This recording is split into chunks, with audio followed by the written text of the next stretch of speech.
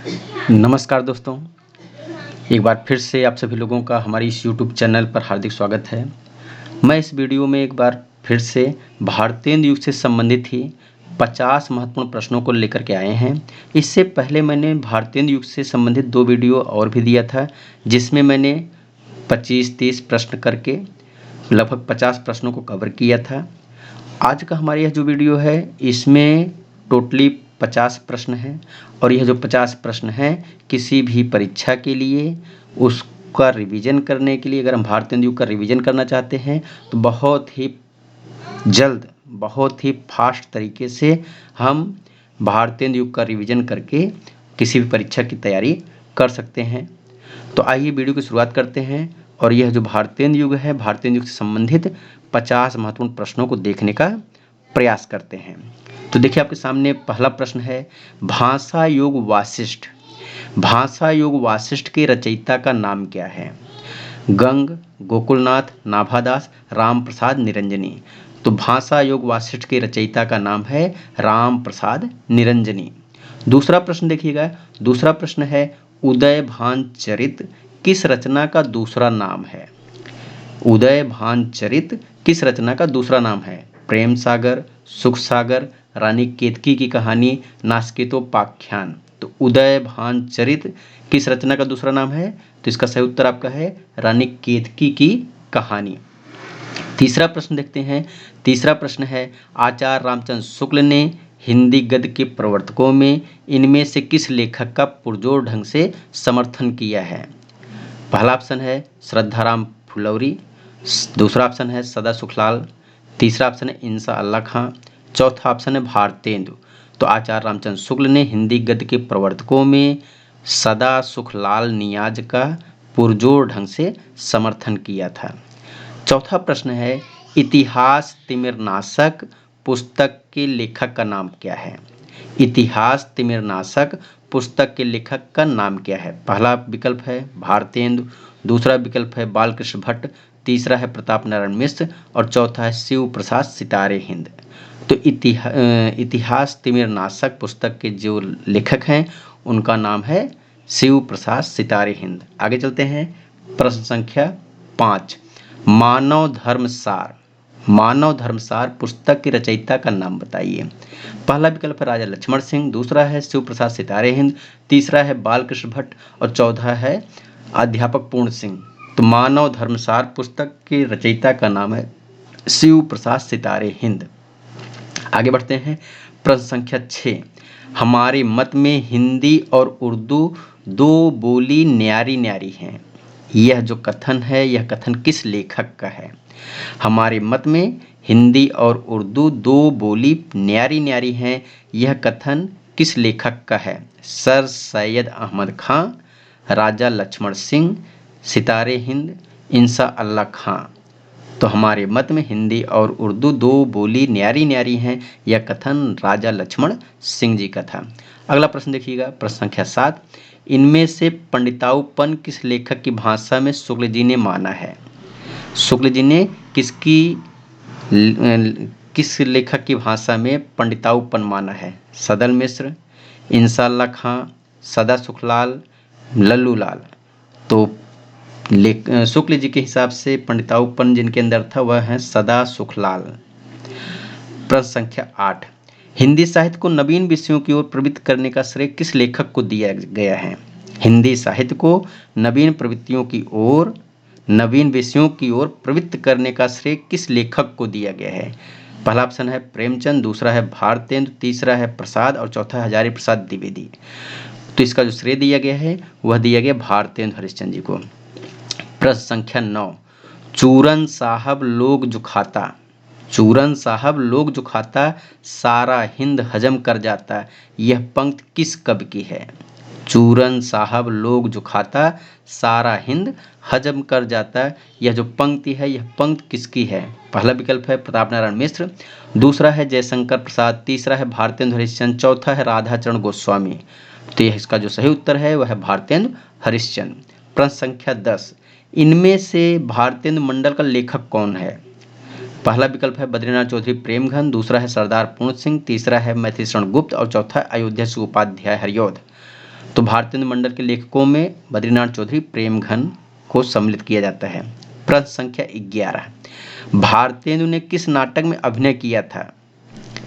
भारतेंदु ने किस नाटक में अभिनय किया था? पहला विकल्प है विद्या सुंदर, दूसरा है जानकी मंगल, तीसरा है नील देवी, चौथा है सती प्रताप। तो भारतेंदु ने जिस नाटक में अभिनय किया था उसका नाम है जानकी मंगल। प्रश्न संख्या 12, प्रश्न संख्या 12 है भारतेंदु युग के कवियों में से हर गंगा कविता किसने लिखी है? भारतेंदु युग के कवियों में से हर गंगा नामक कविता किसने लिखी है? पहला विकल्प है भारतेंदु, दूसरा विकल्प है बालकृष्ण भट्ट, तीसरा विकल्प है बद्रीनाथ चौधरी प्रेमघन और चौथा विकल्प है प्रताप नारायण मिश्र। तो हर गंगा यह जो कविता है इसको लिखने वाले प्रताप नारायण मिश्र जी हैं। आगे बढ़ते हैं। प्रश्न संख्या 13, प्रश्न संख्या 13 क्या कहता है? हमारो उत्तम भारत देश, यह जो हमारो उत्तम भारत देश नामक कविता किसकी रचना है? किसने लिखा इसे? पहला विकल्प है राधाचरण गोस्वामी, दूसरा है राधा कृष्ण दास, तीसरा है बद्रीनाथ चौधरी, चौथा है भारतेंदु। तो हमारो उत्तम भारत देश नामक कविता जो है राधाचरण गोस्वामी जी द्वारा रचित है। अगला प्रश्न है प्रश्न संख्या 14, जो विषया संतन तजी ताहि मूढ़ लपटात, जो नर डारत वमन करे स्वान स्वाद सौ खात। यह जो दोहा है यह दोहा किस कवि का है? जो विषया संतन तजी ताहि मूढ़ लपटात, जो नर डारत वमन करे स्वान स्वाद सौ खात। यह जो दोहा है किसका है? पहला विकल्प है कबीर, दूसरा है भारतेंदु, तीसरा है तुलसी और चौथा है राधा कृष्ण दास। तो इसका सही उत्तर है राधा कृष्ण दास का दोहा है। अगला प्रश्न देखिएगा प्रश्न संख्या 15, भारतेंदु युग का कौन सा कवि पुष्टि मार्ग में दीक्षित था? भारतेंदु युग का कौन सा कवि पुष्टि मार्ग में दीक्षित था? पहला विकल्प है बालकृष्ण भट्ट, दूसरा विकल्प है भारतेंदु हरिश्चंद्र, तीसरा है बद्रीनाथ चौधरी प्रेमघन और चौथा है प्रताप नारायण मिश्र। तो भारतेंदु युग का कौन सा कवि पुष्टि मार्ग में दीक्षित था? इसका सही उत्तर है भारतेंदु हरिश्चंद्र। अगला प्रश्न देखते हैं प्रश्न संख्या 16, इनमें से कौन सी प्रवृत्ति भारतेंदु काल की है? इनमें से कौन सी प्रवृत्ति भारतेंदु काल की है? पहला विकल्प है भाषा में लाक्षणिकता, दूसरा विकल्प है समस्या पूर्ति, तीसरा विकल्प है इति वृत्तात्मकता, चौथा विकल्प है संस्कृत वर्ण वृत्तों का प्रयोग। तो इनमें से जो प्रवृत्ति भारतेंदु युग की है वह है समस्या पूर्ति। अगला प्रश्न देखते हैं प्रश्न संख्या 17, नीति विनोद के रचयिता का नाम क्या है? नीति विनोद, पहला विकल्प है गोविंद गिल्ला भाई, दूसरा विकल्प है राधाचरण गोस्वामी, तीसरा विकल्प है भारतेंदु और चौथा विकल्प है अंबिका दत्त व्यास। तो नीति विनोद के जो रचयिता है उनका नाम है गोविंद गिल्ला भाई। आगे चलते हैं प्रश्न संख्या 18, प्रश्न संख्या 18 है वे प्राचीन और नवीन का योग इस ढंग से करते थे कि कहीं से जोड़ नहीं जान पड़ता था। भारतेंदु युग के कवियों के विषय में यह टिप्पणी किसकी है? एक बार फिर से सुनिएगा, वे प्राचीन और नवीन का योग इस ढंग से करते थे कि कहीं से जोड़ नहीं जान पड़ता था। भारतेंदु युग के कवियों के विषय में यह टिप्पणी किसकी है? पहला विकल्प है राम विलास शर्मा, दूसरा विकल्प है आचार्य शुक्ल, तीसरा विकल्प है डॉक्टर नगेंद्र और चौथा विकल्प है हजारी प्रसाद द्विवेदी। तो यह जो कथन है यह कथन आचार्य शुक्ल जी का है। आगे चलते हैं प्रश्न संख्या 19, जगन्नाथ दास रत्नाकर के काव्य गुरु इनमें से कौन हैं? जगन्नाथ दास रत्नाकर के काव्य गुरु इनमें से कौन है? पहला विकल्प है नवनीत चतुर्वेदी, दूसरा विकल्प है भारतेंदु, तीसरा विकल्प है रामकृष्ण वर्मा और चौथा विकल्प है हरिऔध। तो जगन्नाथ दास रत्नाकर के काव्य गुरु इनमें से कौन है? नवनीत चतुर्वेदी। अगला प्रश्न देखिएगा प्रश्न संख्या 20, हो होरी किसकी काव्य कृति है? तो हो होरी किसकी काव्य कृति है? पहला विकल्प है अंबिका दत्त व्यास, दूसरा विकल्प है जगमोहन सिंह, तीसरा विकल्प है राधा कृष्ण दास, चौथा विकल्प है नवनीत चतुर्वेदी। तो हो होरी यह जो काव्य है यह है अंबिका दत्त व्यास जी का। आगे चलते हैं प्रश्न संख्या 21, प्रश्न संख्या 21 क्या कहता है? कानपुर के रसिक समाज से किस कवि का संबंध था? तो कानपुर के रसिक समाज से किस व्यक्ति का या किस कवि का संबंध था? पहला विकल्प है भारतेंदु हरिश्चंद्र, दूसरा है अंबिका दत्त व्यास, तीसरा है प्रताप नारायण मिश्र, चौथा है राधा कृष्ण दास। तो कानपुर के रसिक समाज से जिस कवि का संबंध था उनका नाम है प्रताप नारायण मिश्र। आगे चलिए, प्रश्न संख्या 22। नागरी नीरद नामक साप्ताहिक पत्र के संपादक कौन थे? नागरी नीरद नामक साप्ताहिक पत्र के संपादक कौन थे? पहला विकल्प है प्रताप नारायण मिश्र, दूसरा विकल्प भारतेंदु हरिश्चंद्र, तीसरा विकल्प है हरिऔध, चौथा विकल्प बद्रीनारायण चौधरी प्रेमघन। तो नागरी नीरद नामक साप्ताहिक पत्र के संपादक जो थे उनका नाम है बद्रीनारायण चौधरी प्रेमघन। आगे बढ़िए, प्रश्न संख्या 23। प्रश्न संख्या 23 क्या कहता है? कौन सा हिंदी कवि अब्र उपनाम से उर्दू में कविता लिखता था? तो कौन सा हिंदी कवि अब्र उपनाम से ही उर्दू में कविता लिखता था? पहला विकल्प है भारतेंदु, दूसरा विकल्प है श्रीधर पाठक, तीसरा विकल्प है अंबिका दत्त व्यास और चौथा विकल्प है प्रेमघन। तो अब्र नाम उपनाम से उर्दू में कविता लिखने वाले कवि का नाम है प्रेमघन, बद्रीनाथ चौधरी प्रेमघन।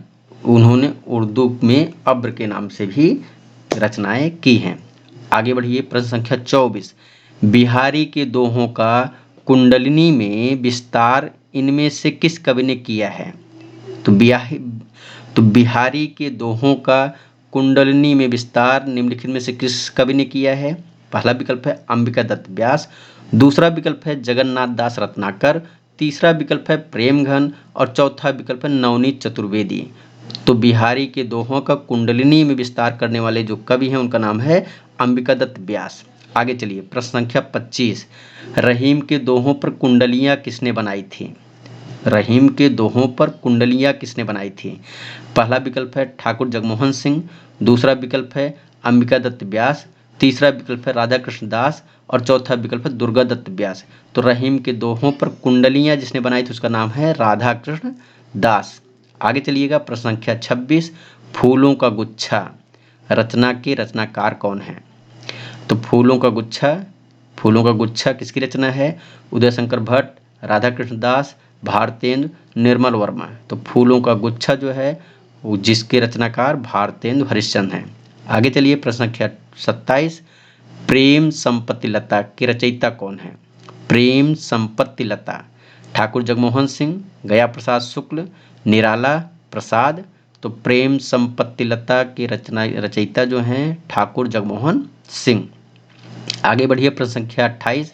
बकरी बिलाप किसकी कृति है? बकरी बिलाप मैथिलीशरण गुप्त, भारतेंदु, श्रीधर पाठक, मुकुटधर पांडे। तो बकरी बिलाप किसकी कृति है? भारतेंदु हरिश्चंद्र जी की। आगे बढ़िए, प्रश्न संख्या 29। पावस पचासा कृत की रचयिता कौन है?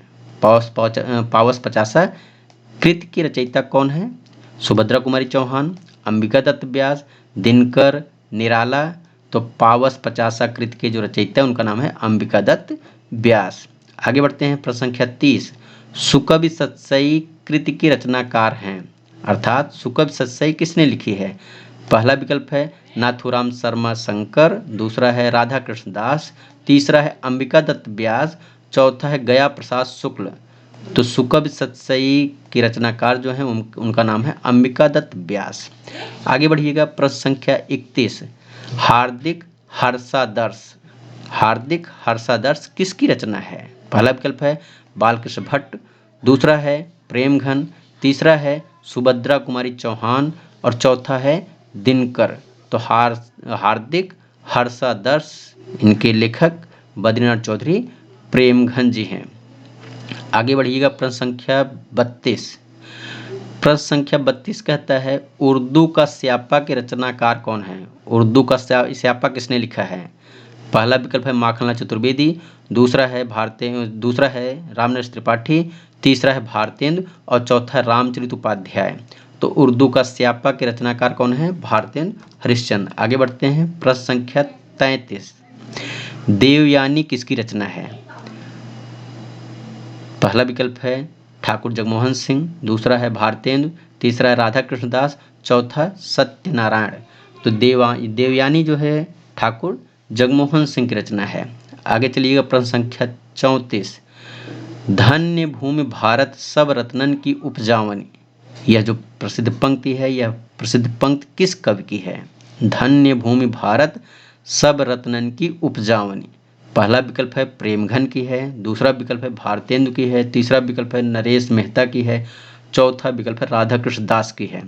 तो धन्य भूमि भारत सब रत्नन की उपजावनी, यह जो प्रसिद्ध पंक्ति है, यह पंक्ति किसकी है? प्रेमघन की है, बद्रीनाथ चौधरी प्रेमघन की। आगे बढ़िए, प्रश्न संख्या 35।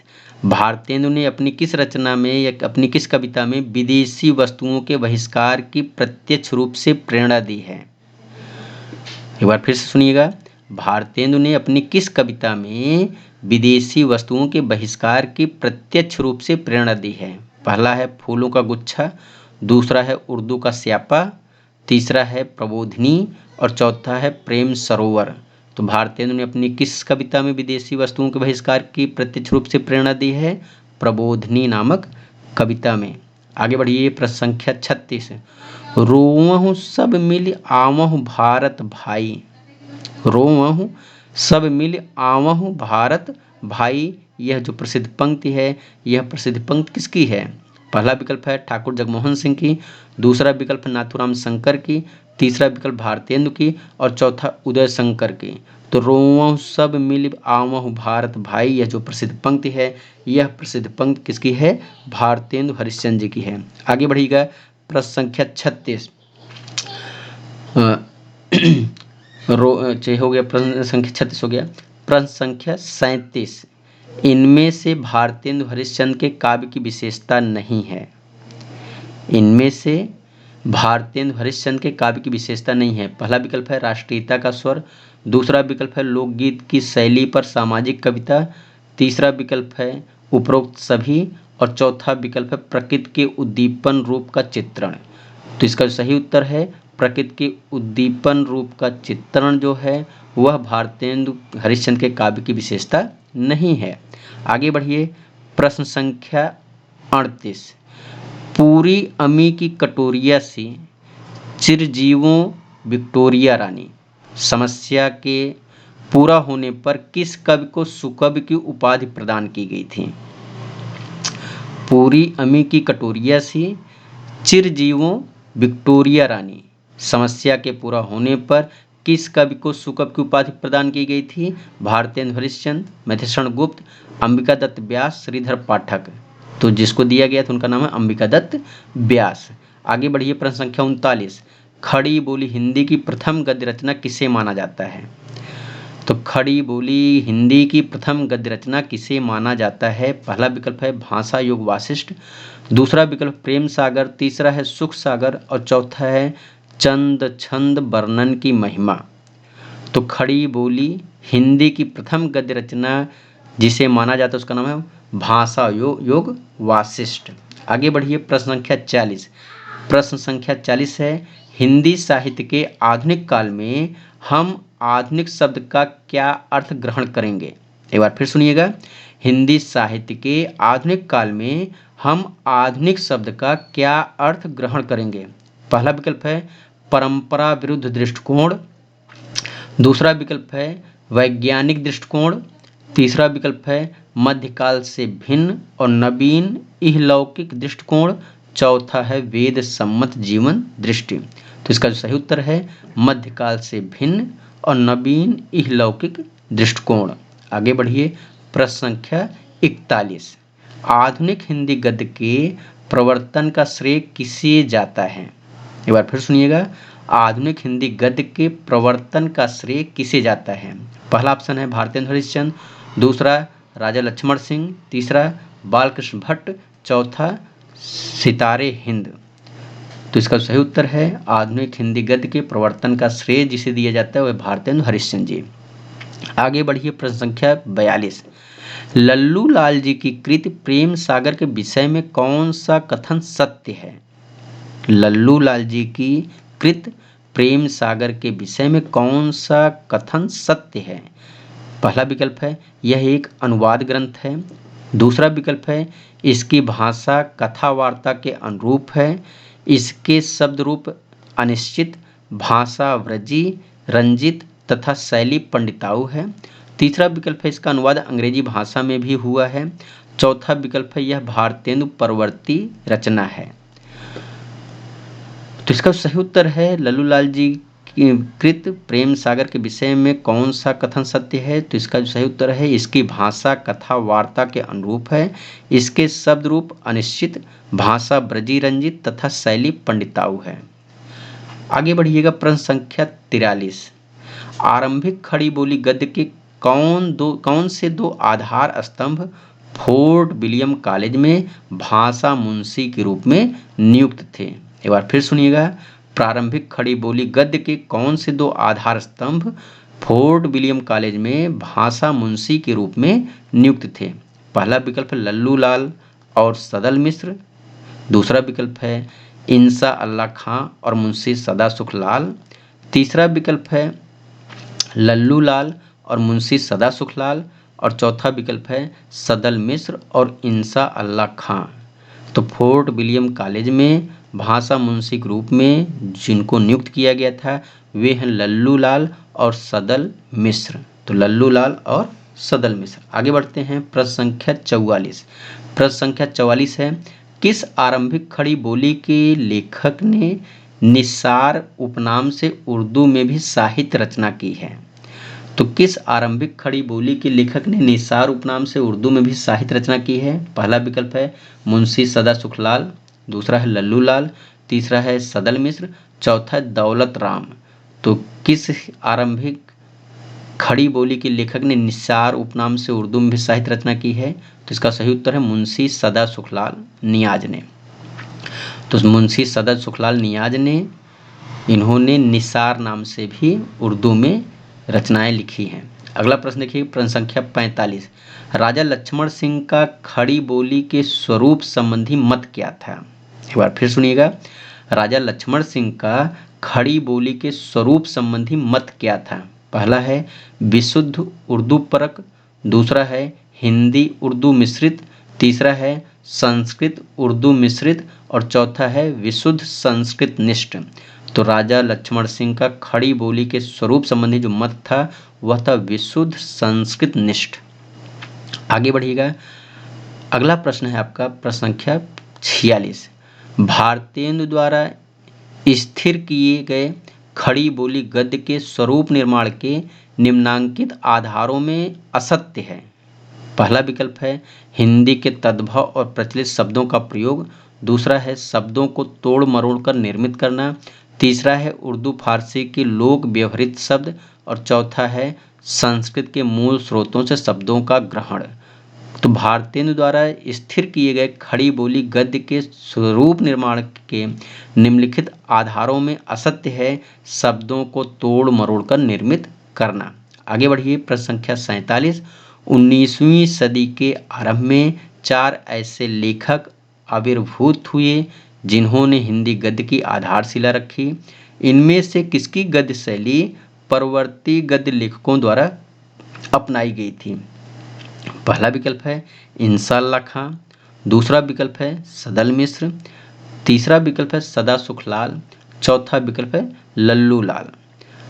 तो 19वीं सदी के प्रारंभ में 4 ऐसे लेखक आविर्भूत हुए जिन्होंने हिंदी गद्य की आधारशिला रखी। इनमें से किसकी गद्य शैली परवर्ती लेखकों द्वारा अपनाई गई थी। तो उनका जो सही नाम है, सही विकल्प है सदल मिश्र। आगे बढ़ते हैं, प्रश्न संख्या 48। हिंदी उर्दू विवाद को किस राजनेता ने सांप्रदायिक रंग देते हुए उर्दू को मुसलमानों की निशानी बताया।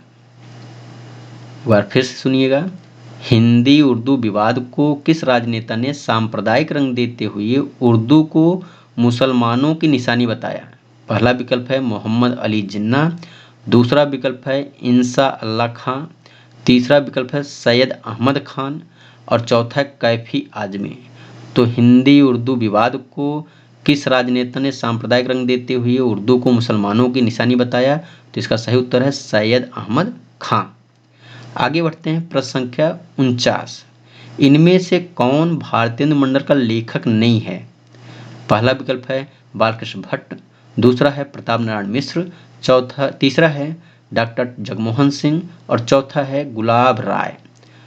तो निम्नलिखित में से जो लेखक हैं जो भारतीय मंडल का प्रतिनिधित्व नहीं करते हैं, जो भारतीय मंडल में सम्मिलित नहीं हैं, वो हैं गुलाब राय। बाकी बालकृष्ण भट्ट, प्रताप नारायण मिश्र और ठाकुर जगमोहन सिंह, ये तीनों भारतीय मंडल के लेखक हैं। अंतिम प्रश्न है प्रश्न संख्या 50। भारतेंदु जी के संपादकत्व में इनमें से कौन सी पत्रिका निकलती थी? तो भारतेंदु जी के संपादकत्व में इनमें से कौन सी पत्रिका निकलती थी? पहला विकल्प है हंस, दूसरा है सुधा, तीसरा है हरिश्चंद्र चंद्रिका और चौथा है मित्र विलास। तो इसका जो सही उत्तर है वो है हरिश्चंद्र चंद्रिका। तो इस प्रकार से यह जो भारतेंदु युग है, भारतेंदु युग से संबंधित मैंने 50 प्रश्न आपके सामने लाए थे और मुझे पूरी उम्मीद है कि ये जो 50 प्रश्न हैं किसी भी परीक्षा के लिए, स्पेशली जब हम भारतेंदु युग की बात करेंगे तो जो भी प्रश्न हैं ये प्रश्न पूरे भारतेंदु युग को कवर करने के लिए काफ़ी पर्याप्त हैं। तो आपको यह वीडियो कैसा लगा, इस वीडियो के विषय में कमेंट्स कीजिएगा, बताइएगा। मिलेंगे फिर एक नए वीडियो में, तब तक के लिए आप सभी को बहुत बहुत धन्यवाद।